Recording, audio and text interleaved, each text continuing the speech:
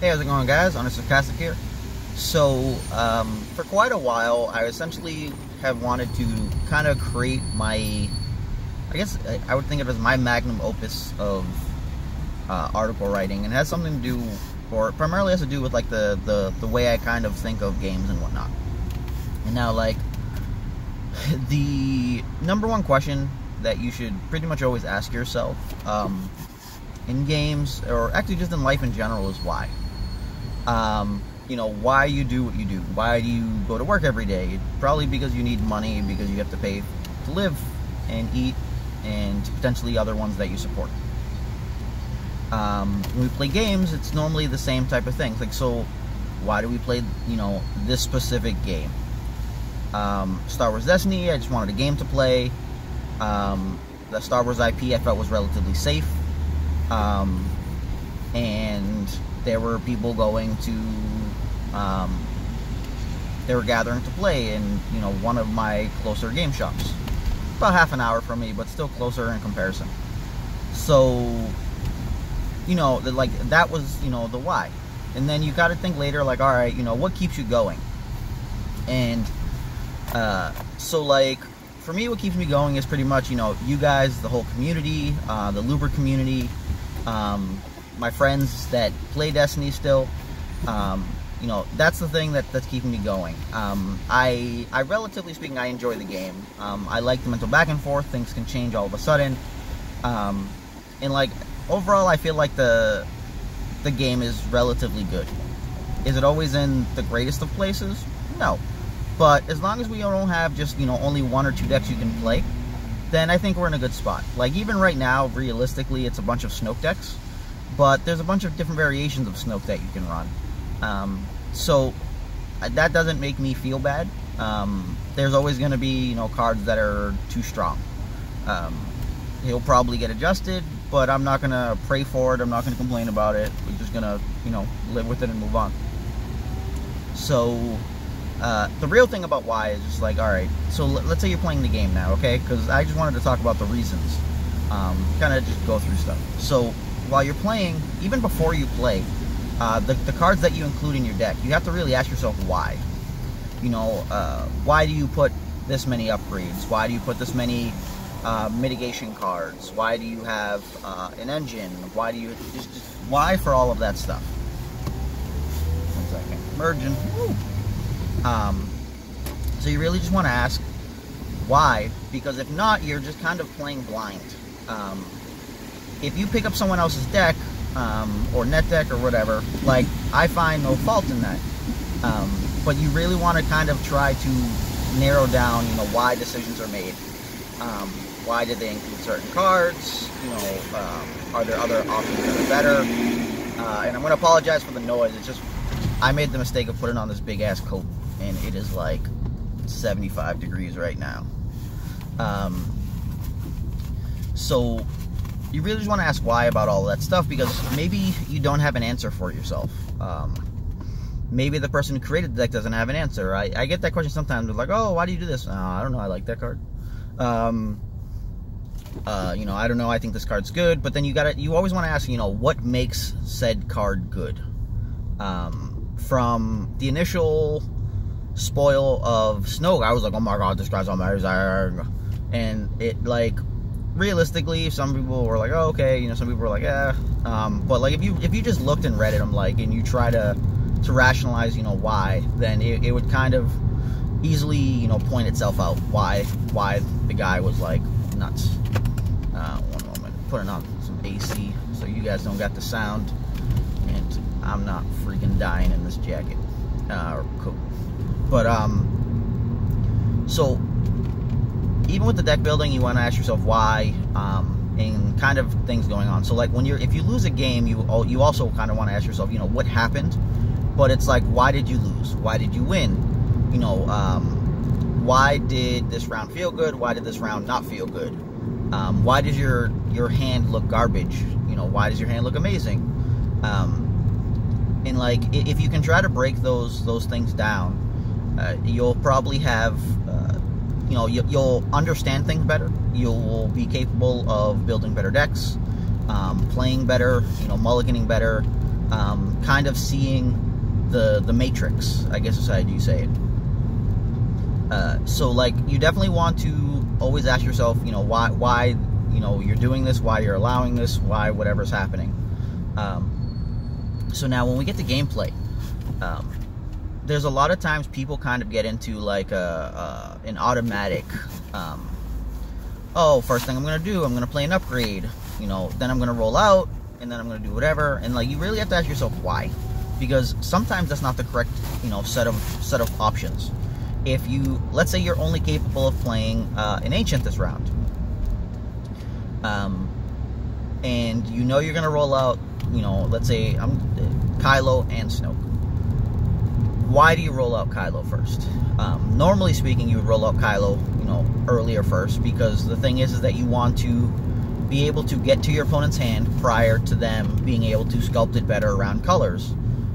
You know, maybe your opponent has 3 red cards, a yellow card, and a gray card, and now you're like, okay, well, you want to activate so that they don't, you know, first thing they do is play that D17 in their hand, and like lower your odds. You would went from 60% to 50%, and like realistically, that small percentage isn't a ginormous issue. But when you go from like 40% to 25%, because let's say they had 2 red cards and 3 other colors, then you're just like, oh, like those small things will add up over the course of a game.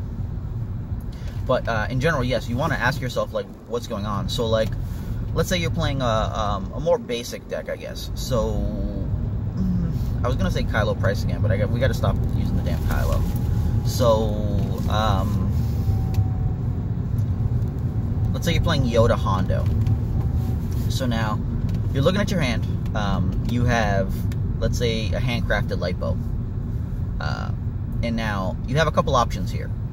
You could try to just roll out, you know, Hondo, get the special, and see if they'll pay you. Or you could roll out Yoda, see if you get the special, you know, take a resource, flip the other one to special, then play the light bow, then roll out, and you still have a special to fix Hondo. So, like, you could do either of these sets of plays, but you really have to ask yourself, you know, why. So in the situation with Yoda rolling out, you're 55% to guarantee yourself a resource. With Hondo rolling out, you're 55% to get the special, but then it's up to your opponent to decide whether they pay you or not. So if there is, you know, let's say you hit double special, then there's pretty good odds they're going to pay you if there's a guy they have with 8 health or whatever, and they really need to protect them. But if you keep in mind here that most Hondo Yoda decks, the only 2-drop they normally have is Cunning, then if Hondo rolls out first, you have kind of let the cat out of the bag, and you've pretty much dictated that you're not going to show them an upgrade unless you get paid. So at that point, your opponent shouldn't pay you, and then this way you can't get your upgrade there, or you can get your upgrade after Yoda's, you know, pretty much use the specials. So like it's you definitely want to break these down into, you know, the why you do things. There's going to be situations where it'll make sense for you to do things in a completely different order. And if you don't sit there and think, you know, why did I do this? Why do I roll out Ezra first instead of rolling out Sabine first every round? Because if you want to threaten resources, if you want to get, like, this is the old days when Ezra had 2 dice, so let's just ignore that for a bit, but we'll just talk about it. You may want to have, you know, the mod 2s available or the base side available, in case, let's say, Sabine whiffs, but you hit the +2 on the gun. So, like, these things all become very relevant, and, like, to ordering why you go into, you know, round 3 activating Sabine first and not activating Ezra. Maybe you don't have the time. Maybe if you activate, you know, Ezra first, your opponent will activate their guy and have dice in the pool, so now you get to go Sabine, but you don't get to go Sabine and resolve and play, you know, override into a second chance, which is a very common play. So maybe you should activate Sabine first, get your upgrade, you know, do whatever damage, then your opponent rolls out, and now you overwrite the weapon into a second chance. There's always rationale behind, you know, why you should do things in certain orders and the sequencing, and it's really important to break down the whys so that when you go to larger events, you already kind of have it ingrained in your mind. There's going to be times where you'll do things without realistically, you know, gauging or thinking about it, but that's based kind of on repetition normally. If you've gotten, you know, 10 games of that matchup, Probably after the third game, you should start to understand it much better, how you want to attack it, what you want to do. So then once you've got the rep in, it'll be like much more simplistic for you to just immediately come, okay, and you know, in this normal situation, I'll go do this.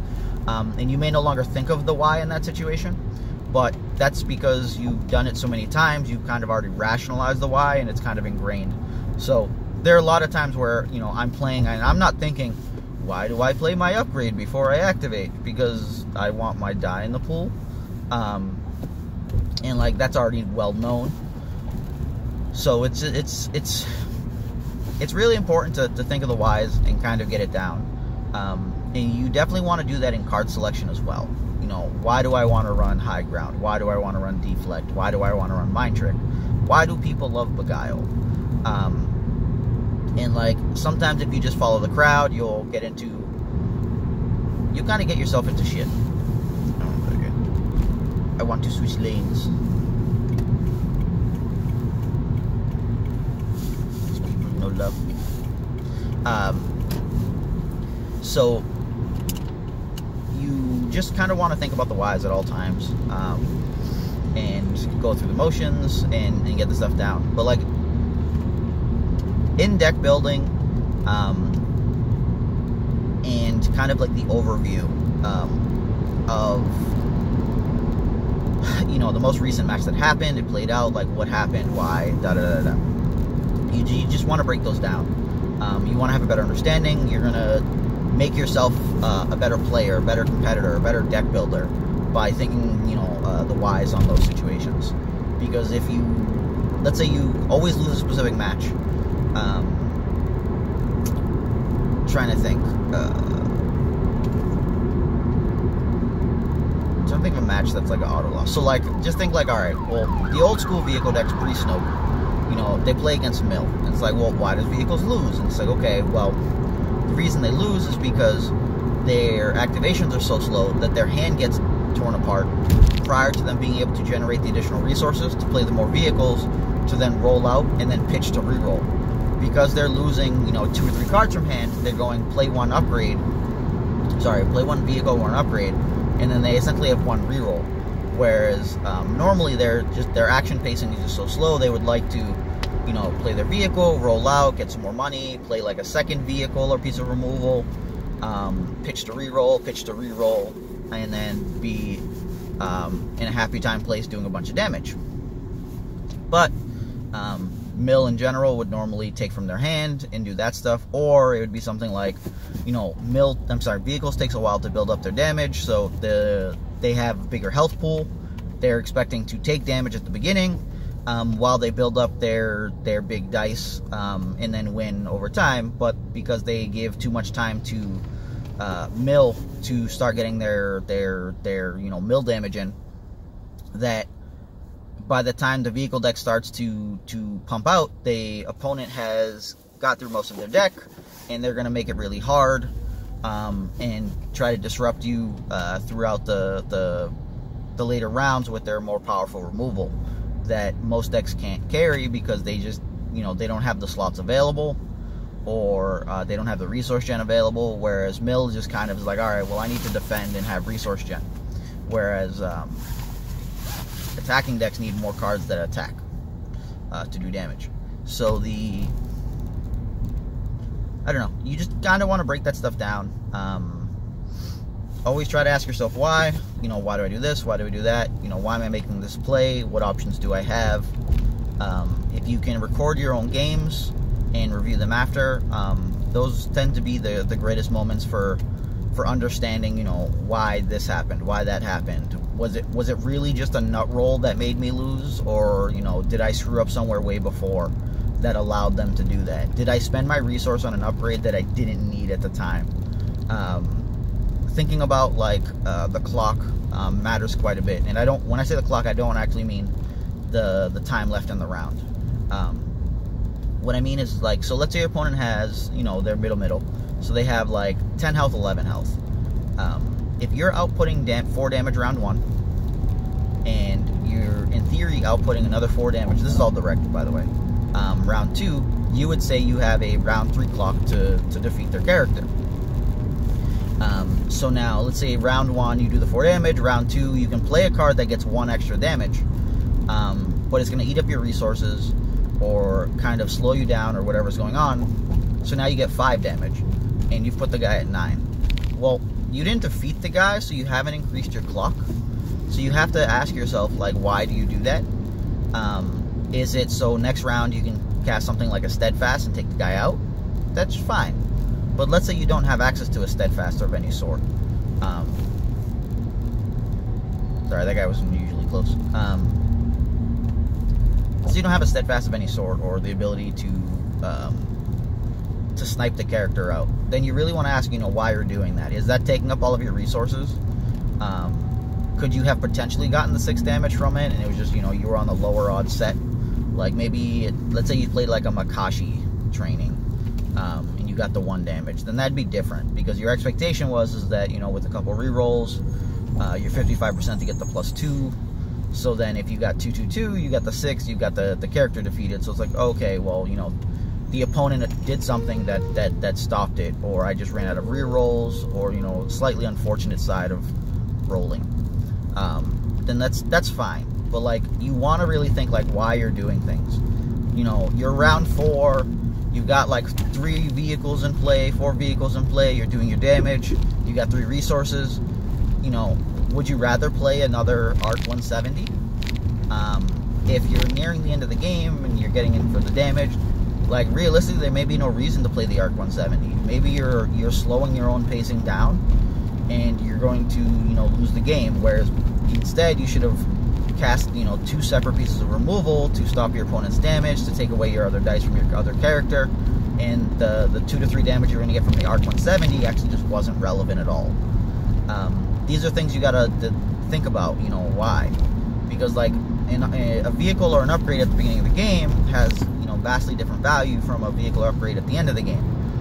Especially on the situation where upgrades that don't have redeploy. Is my character going to get defeated? So did I just play this upgrade for 3, get 2 damage from it, and then have the character die with it? Was this 2 damage worth 3 resources? Normally speaking, 2 damage for 3 resources is never worth it. So it's just that you want to think of these why moments and try to go over them in different things. Like, it's life. It's like, we question all the time, what are broken cards? I want to play with broken cards. I want to figure out the next broken card. I want to build this deck that nobody plays. Why? Why do you want to figure this out? If you want to figure out said broken card to be ahead of the curve before people, get down, or, like, get to build the decks, that's fine. Because you're wanting to go into an event with a brand new deck. People won't know what's going on, and you'll be more inclined to beat them. Like, that makes perfect sense. But if, you're...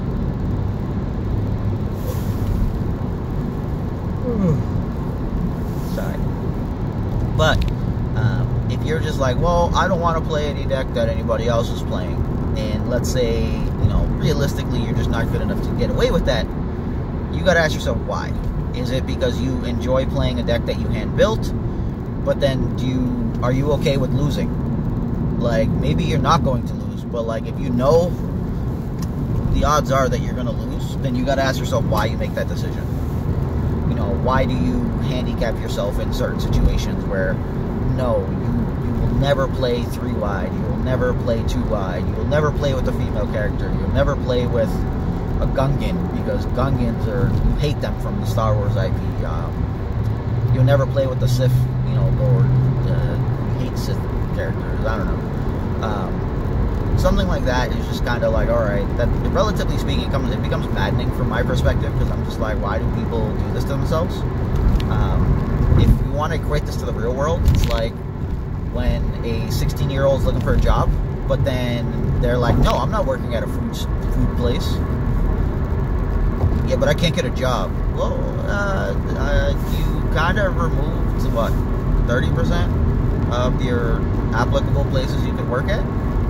Just by going, well, I'm not going to work at a food place, I'm going to work at this, I'm not going to work at that. I only want to work at this one place. It's like, well, if they don't want you, you're fucked.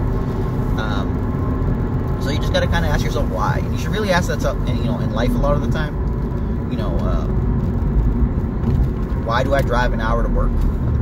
Pretty much because I don't have a choice, and I don't want to close my stores. I'm unfazed at this point. At the beginning it was rough, but that's life. It's my choice. But I know why I do it, because that's just the way I found it to live life, right? But you got to ask yourself that in card games and everything in general. I try to take like a logical look at everything, and just don't feel bad about it. Like, look at your games, look at what's going on, ask yourself why, watch other people's games, wonder why they're doing something, ask them why.